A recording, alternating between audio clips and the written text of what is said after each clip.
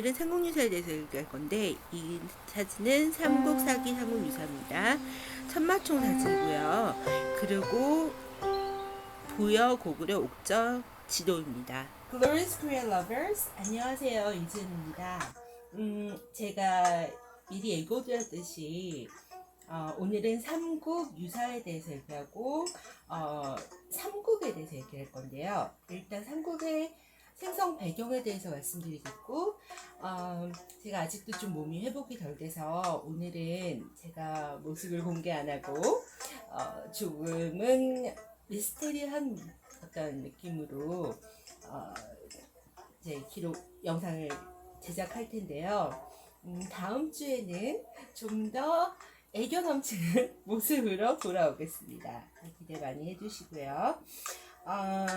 일단 우리가 삼국 유사가 있고 삼국 사기가 있죠. 지난번 이제 1화에서 저희가 고조선에 대해서 얘기했었는데, 고조선이 700년 동안 지속되고 그 후에 나왔던 나라들이 삼국이라는 나라죠.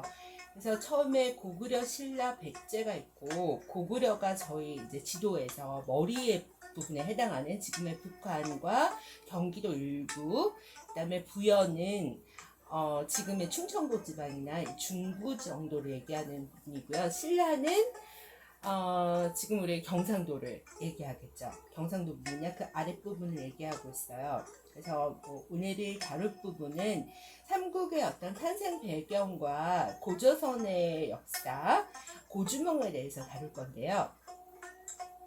일단 이 삼국 사기와 삼국 유사의 차이점에 대해서 간단하게 다루고 넘어가겠습니다.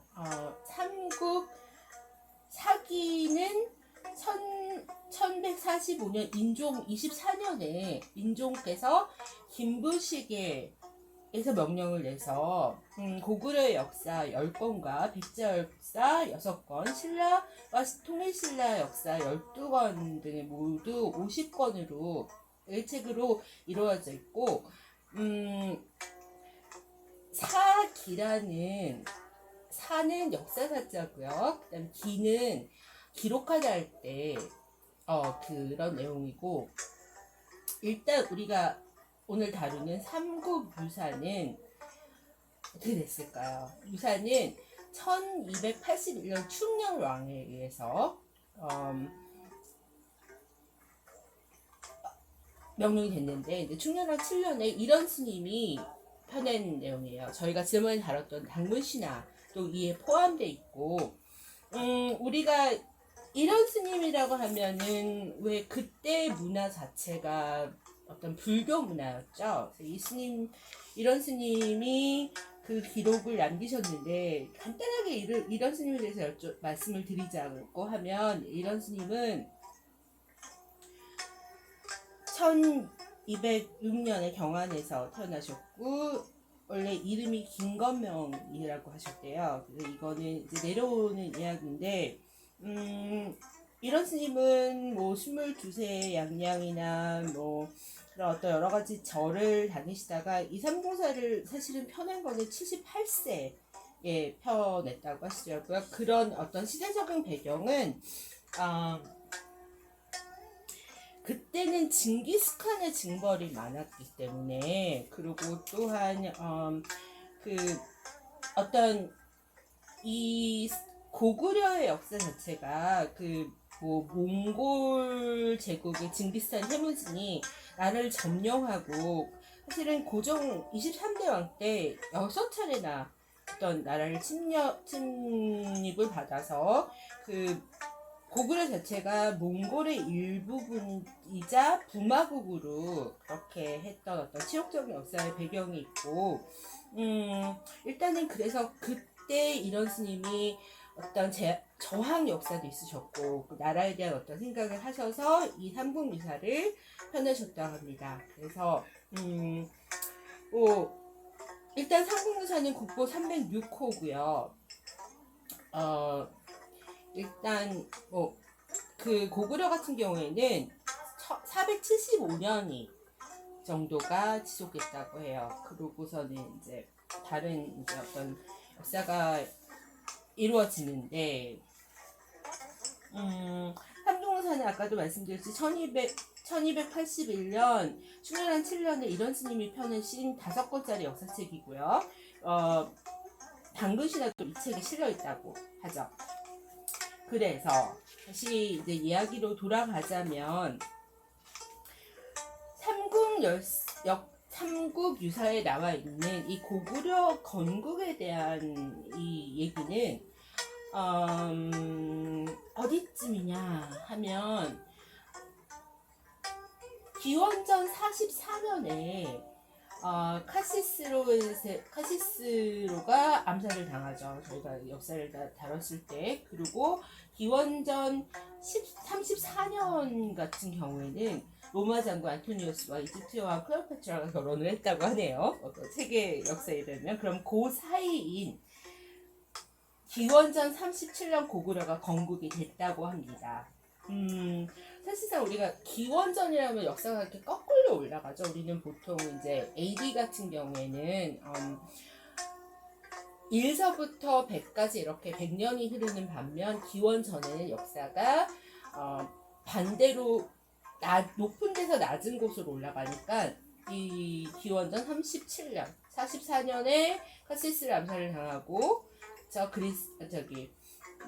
로마에 그 다음에 37년에 고구려 건국되고 그 후에 로마 장군 안토니우스와 이집트 여왕 클레오파트라가 결혼했다고 하네요. 그 서양 역사하고 비교했을 때 그 정도의 고구려 건국이 있다는 말이에요. 자, 그러면 우리가 대표적으로 고구려를 얘기할 때 고주몽이죠. 주몽. 고구려를 건국한 주몽에 대해서 얘기해야 되는데요. 고조선이 멸망하고 고구려 백제 신라가 등장을 하였고 이 세 나라는 뒤에 700년 동안 우리나라 역사를 이끌어 가는데요. 이때를 삼국시대를 부르겠죠. 그래서 뭐 고조선도 당군신화처럼 건국의 신화가 있는데 이 얘기를 살펴보면 고구려에는 부여가 있었고요. 그 다음에 고구려가 있고 옥저가 있고 그 밑으로 쭉 내려가면 동해, 진안, 마한, 변한 정도 어떤 그런 나라들이 있었어요.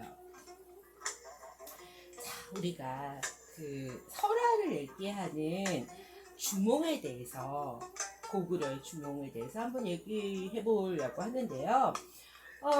고구려 왕은 부여왕이라는 부여의 왕인 헤부르라는 왕이 있었어요. 근데 왕은 물려줄 아들이 없었는데 걱정을 하다가 산천에 제사를 지내면서 아들을 얻게 해달라고 빌었어요. 근데 어느 날 제사를 지내러 가던 헤부르가 길에서 빛나는 개구리, 황금 개구리를 모양의 그런 아기를 발견을 한 거예요. 헤부르는 이 아이를 아들로 삼고 금빛을 띤 개구리라는 뜻의 금화라고 불렀어요. 그래서 금화는 헤부르를 뒤를 따라 부여의 왕이 되었는데 어느 날 길을 나선 그 왕이 태박산 쪽으로, 저희가 당구신할 때도 태박산이 많이 등장했죠. 그래서 태박산 남쪽 우발수라는 강가에서 이제 물을 다스리는 시 하백의 딸 유화를 우연하게 만나게 됐어요. 유화는 이제 아버지 몰래 천체는 하늘을 다스리는 황제라는 뜻인데 그 천체의 아들인 해모수의 아들을 갖고 있었어요. 임신을 하고 있었는데 아버지가 화가 나서 쫓아낸 거예요. 그래서 금화왕은 유아를 궁궐로 데려와 아이를 낳을 수 있게 해주었는데 근데 이상한 일이 일어났어요. 유아가 커다란 알을 낳은 거예요. 사람을 낳아야 되는데 알을 낳다니 말이 안 되는 거죠. 그래서 깜짝 놀란 금화는 알을 버리고 명령을 했어요. 그래서 알을 갖다 버려라 그랬는데 참 신기하게도 이 버려진 알에 개와 돼지 어떤 짐승들이 보고서는 이게 놀라지를 않는 거예요. 그래서 또 알이 단단하면서도 알은 돌려도 깨지지 않았어요. 그래서 금왕이 어쩔 수 없겠다 하고 그 알을 유아에게 돌려주었어요. 근데 얼마 뒤 그 알에서 이제 알이 딱 부화를 하고 사내아이가 태어났죠. 그래서 아주 씩씩하게 생긴 아이였는데 세월이 흐르고 이 아이는 아주 뛰어난 재주를 가진 청년으로 자라났어요. 특히 활 쏘는 재주가 뛰어나 이름을 주몽이라고 별명까지 지었다는 거예요. 주몽이라는 거는 부여말로 활을 잘 쏘는 사람을 뜻이죠. 그래서 뭐 저희 나라가 왜 양궁 같은 그런 종목들이 굉장히 뛰어나죠. 활도 잘 쏘고 그게 아마도 제 생각에는 우리 국민들이나 우리 한국 사람들 손끝이 야물지고 집중을 잘하고 이런 것도 있지만 이 주몽에서부터 오지 않았냐 하는 그런 추측도 하게 되는데요. 그런데 이 주몽이 있었죠. 그 주몽이 이제 아래서 태어나가지고 이제 다시 얘기하자면 처음에 부여왕이 헤브루였고 그 다음에 헤브루가 아들이 없어서 헤브루는 이제 금빛을 띤 개구리라는 금화를 이제 아들로 삼았고 근데 금화는 헤브루를 따라서 부의 왕이 됐고 그래서 금화가 길을 떠났다가 하백의 딸 유아를 만났고 그 다음에 유아는 헤못의 아들을 임신했고 결국에는 고주몽의 부모님은 어머니는 유아고 아버지는 헤못이에요. 그쵸? 그러면은 일단은 진짜 그 핏줄은 아니겠죠. 그렇지만 일단 궁궐에 들어온 거예요. 주몽이. 그래서 실제 왕이었던 금화왕에게는 7명의 아들이 있었는데 그 사람들은 자기의 그 진짜 핏줄의 동생이 아니잖아요. 의붓 동생이라 해야 되나? 그래서 이 재주 많은 주몽이 왕자를 빼앗을까 두려웠어요. 그래서 몰래 주몽을 죽이려고 했는데 이 위협을 느낀 주몽은 자신을 따르는 무리를 이끌고 부여에서 도망을 친 거예요. 그래서 뭐 어떤 군사를 데리고 왔겠죠. 근데 주몽도 위기를 만나게 된 게 이제 엄시수라는 강가에 이뤘는데 배가 없어서 강을 건들 수가 없었어요. 뒤쪽에서 왕자들이 보낸 그 7명 왕자들이 보낸 군대가 함성을 지르면서 따라왔고 주몽이 막 소리를 쳤어요. 나는 천채와 하백의 손자다. 목숨이 위태로우면 어떻게 하겠는가? 이런 식으로 어쩌면 좋겠는가? 그랬더니 놀라운 일이 일어난 거예요. 강에 사는 물고기와 자라들이 모여서 다리를 놓아줬어요. 여기서 생각나는 게 우리가 왜 그 견우직녀 설화에서도 얘기할 때 제가 토테미즘을 지난번에 말씀드렸죠. 그게 뭐예요? 까마귀들이 오작교를 놔뒀을 여기도 사실은 물고기의 자라들이 강에다 다리를 놓아준 거예요. 그래서 그로 인해 주몽이 다리를 건너고 이제 그러고 나서 물고기들이 자연스럽게 사라졌죠. 그래서 뒤에 따른 병사들은 이제 안타깝게 소리만 지르게 됐어요. 그래서 이제 주몽이 이제 압록강에 위치한 본졸이라는 곳으로 떠나고 그리고 그곳에 본졸에 도착하여 그곳에 나라를 세웠다는 이야기예요. 그래서 나라의 이름이 고구려라 짓고 자신의 성을 고치로 바꿨어요. 그래서 고주몽이 된 거죠. 그래서 그 당시 고주몽의 나이가 22살이었다고 해요. 그래서 우리가 이 고구려 건국실화를 통해서 알 수 있는 것은 무엇일까요? 그래서 고구려는 사실 부여에서 갈라져 온 나라죠.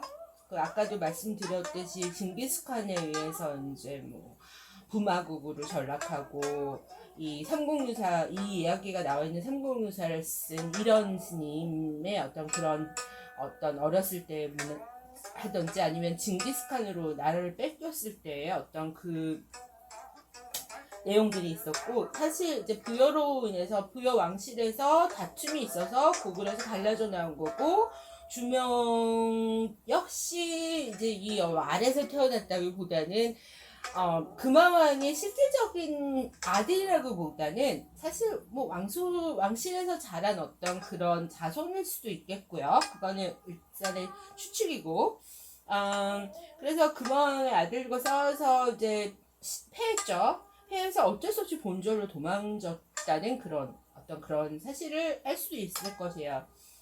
그래서 근데 전하위국이라고 오히려 본졸로 가서 고구려를 세우면서 그러면서 역사상 굉장히 강했던 나라 고구려를 세우게 된 거죠.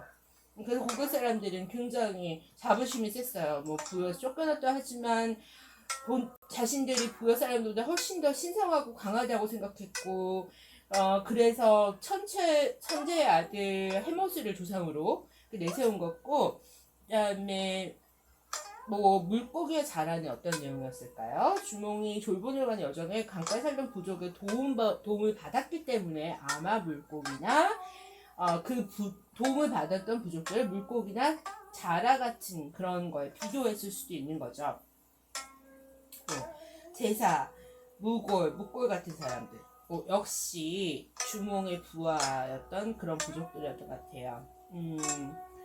자, 그래서 고조선이 다음에는 어떻게 될까요?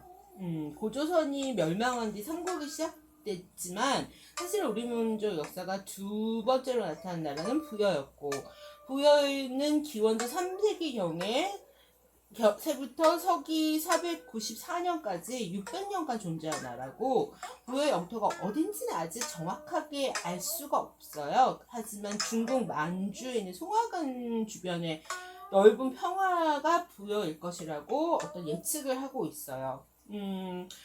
부여는 고조성을 멸망함으로 강한 힘을 자랑했고, 그 목축업이 발달한 사람들이 외국에서 가축을 잘 기르는 사람이라는 소문이 있다고 하죠. 지금 그 몽골 얘기할 때도 다 유목민이잖아요. 그래서 유목민족인 선비족의 침입이 나라를 크게 기울였다 하여 결국에 고구려에 항복을 하게 됐어요. 나중에 또 한 가지 재밌는 사실 같은 경우에는 우리가 요즘에 윷놀이를 하잖아요. 말판에 부여의 벼슬 이름들에서 유래했다는 얘기가 있는데, 도는 돼지, 개는 개, 걸은 양, 윷은 소, 모는 말. 그래서 부여의 벼슬 이름인 거가, 구가, 우가, 마가가 거기서 나왔다고 해요. 그리고 또한 우리나라 민족 백이민족으로 하는데, 그 백이민족의 그 역사를 얘기해서 부여 사람들은 흰색을 신성하게 생각했고, 여기서 즐거 입었던 흰옷이 우리나라의 풍습을 전해 내려서 우리나라 민족을 백이민족이라고 불렀다 합니다.